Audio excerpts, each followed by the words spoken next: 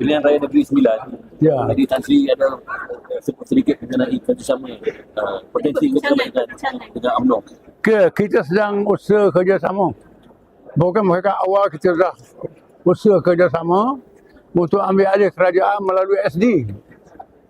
Kita gerakkan Perikatan Nasional. Malangnya 2 persatu tarik D. UMNO tak tarik D. Itu ada ruang lah untuk kerjasama nampaknya daripada awal.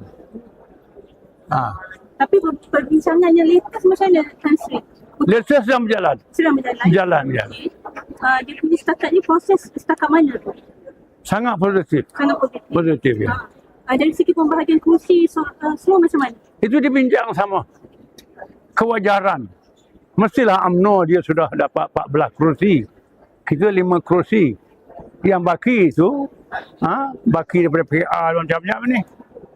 Daripada DAP, ini kita boleh bagi-bagikan. Ya. So, jadi bila keputusan akhir? Tunggu malam nama calon. Umum nama calon. Umum nama calon. Mungkin Ya. ada kejutan lah kat situ. Ya. Mungkin ada kejutan nak. Saya tak tahulah kejut atau tidak. Tan Sri, bentuk kerjasama tu macam mana? Bujuk kerjasama, Bentuk kerjasama. kita terima hakikat Negeri Sembilan, UMNO dominasi. Dia pimpin.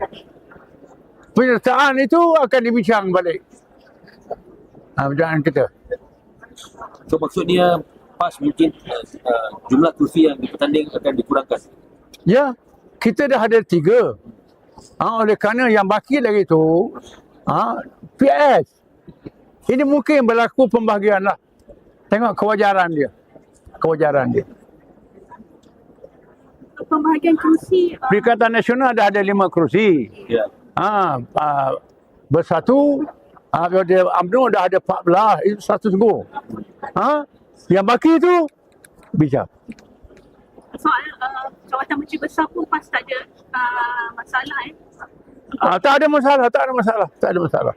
Mahkamah Utama janji orang Islam Islam, Melayu, pimpin Negeri Sembilan. Macam Johor lah. Logo tak sih?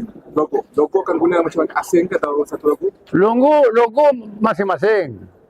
PAS tak tahu lagi nak guna PN ke nak guna PAS. Kita nanti lihat. Itu masih dalam perbincangan. Ya. Tan Sri, yang 5 kursi Perikatan Nasional tu 3 PAS, 2 bersatu. Ya. So di 2 kursi tu macam mana? 2 persatu akan dilihat kewajaran.